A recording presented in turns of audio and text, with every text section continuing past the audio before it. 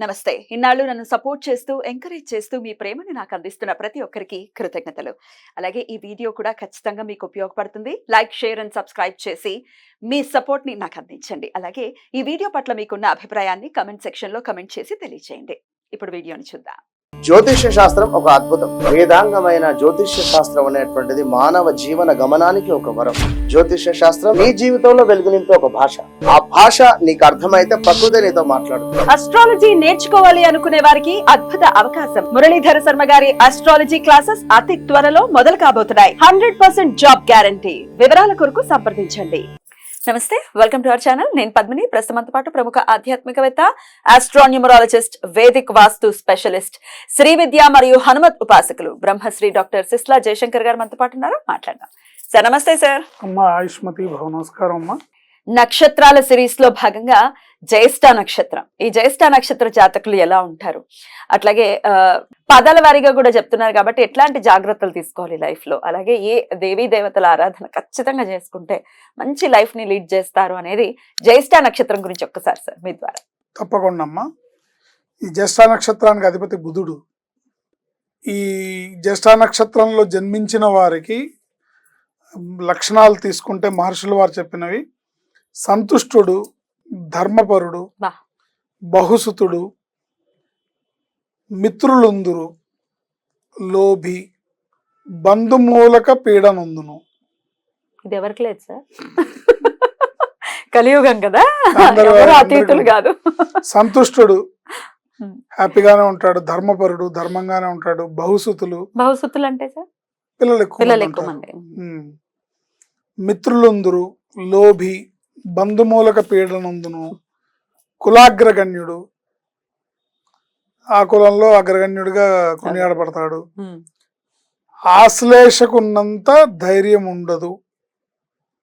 బుధ నక్షత్రం కదా, ఆశ్లేషకున్నంత ధైర్యం ఉండదు, అనవసరమైన ఆందోళన, కానీ పోరాటంతో అన్ని సాధ్యపడతాయి. ప్రయత్నం చేసి గట్టిగా పోరాటం చేసి ప్రయత్నం చేస్తే తప్పకుండా సాధింపబడతాయి. బట్ వీళ్ళకి ఆందోళన అనేది ఉంటుంది, అవుతుందో అనే ఆందోళన అయితే ఉంటుంది. ఒక్కొక్కసారి ఇతరుల మీద ఆధారపడాల్సి వచ్చును. మనస్సుకు సంబంధించి దేని మీదైనా డ్యూటీ మైండ్గా ఉండాలి తప్ప కోరుకొనకూడదు. ఇది కామన్గా ఉండే లక్షణాలు. ఒకటో పాదంలో వాళ్ళని తీసుకుంటే జ్యేష్ఠ నక్షత్రంలో పుట్టిన వాళ్ళు రాతగాడు, గర్వి, ఓపిక, సహనం, నిరంతరం ప్రయత్నం అవసరం. వ్రాతగాడు, గర్వి, ఓపిక, సహనం, నిరంతర ప్రయత్నం అవసరం.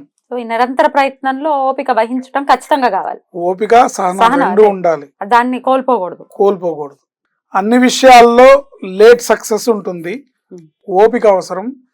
ప్రయత్నపూర్వకంగా ప్రయత్న లోపం లేకపోతే తప్పకుండా కార్యం సిద్ధిస్తుంది. ఇది కామన్గా వెళ్ళకుండే జాతకం. రెండో పాదం వాళ్ళకి సంగీత ప్రీతి, చతురభాషి. అంటే లాంగ్వేజెస్ వస్తాయా? కాదు, చతురభాషి అంటే సమయానుకూలంగా మాట్లాడగలవాడు, సమయస్ఫూర్తితో మాట్లాడగలడు, స్పాంటేనియస్ గా మాట్లాడతాడు, జోవియల్ గా మాట్లాడతాడు, అండ్ సెన్స్ ఆఫ్ హ్యూమర్ తో మాట్లాడతాడు. ఏ తర్వాత చెప్పుకోవాలంటే పంచ పరబ్రహ్మంగా చెప్పుకోవచ్చు. చతురభాష అంటే అది. అనారోగ్యత ఉంటుంది. అధికంగా ఆశించుట వల్ల భంగపాటు, ఓవర్ ఎక్స్పెక్టేషన్, బాగా ఆశించడం వల్ల భంగపాటు ఉంటుంది. ప్రయత్నపూర్వక సిద్ధి, ప్రయత్నపూర్వక జయం, రెండు ఉంటాయి. ప్రయత్నం అనేది తప్పనిసరి.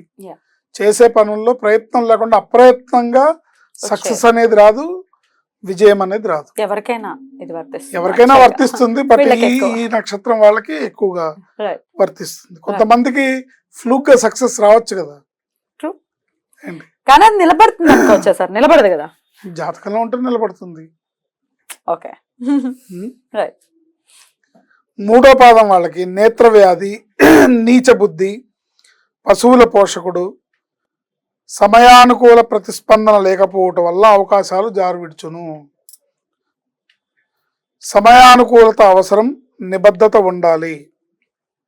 ఇది మూడో పాదం వాళ్ళకి. నాలుగో పాదం వాళ్ళకి క్రూరుడు, మోసగాడు, అతి తెలివి వల్ల భంగపాటు, ఒరిజినాలిటీ వల్ల రాణింపు ఉంటుంది వీళ్ళకి. అతి తెలివి చూపించి ఒరిజినాలిటీని కోల్పోతే ఫెయిల్యూర్. ఒరిజినాలిటీగా వాళ్ళ ఒరిజినల్ ఏముందో అది ఒరిజినల్గా ఉంటే, ఉన్నట్లుగా ఉంటే రాణింపు ఉంటుంది. ప్రయత్నం వలన రాణింపు ఉంటుంది, ప్రయత్న సిద్ధి కలుగుతుంది తప్పకుండా. వీళ్ళ 4 పాదాల్లో, జ్యేష్ఠ నక్షత్రంలో పుట్టిన 4 పాదాల వాళ్ళ లక్షణాలు ఈ రకంగా ఉంటాయి. మరి మార్చుకోవాల్సిన విషయాలు ఏంటి సార్ ఖచ్చితంగా?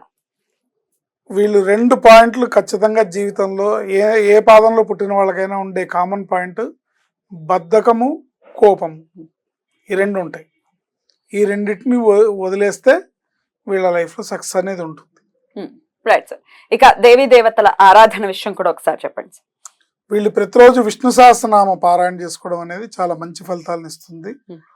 బుధవారం నాడు, శుక్ర, శని, ఆదివారాల్లో వైష్ణవాలయాన్ని దర్శించడం, లక్ష్మీనారాయణల గుడి కానీ వైష్ణవాలయాన్ని దర్శించుకోవడం, తర్వాత ప్రతిరోజు ప్రదోష కాలంలో సాయం సంధ్య వేళల్లో లక్ష్మీ అష్టోత్తరము, విష్ణు సహస్రనామం పారాయణ చేసుకోవడం వీళ్ళకి మంచి ఫలితాలని, మంచి జీవితాన్ని ఇస్తుంది.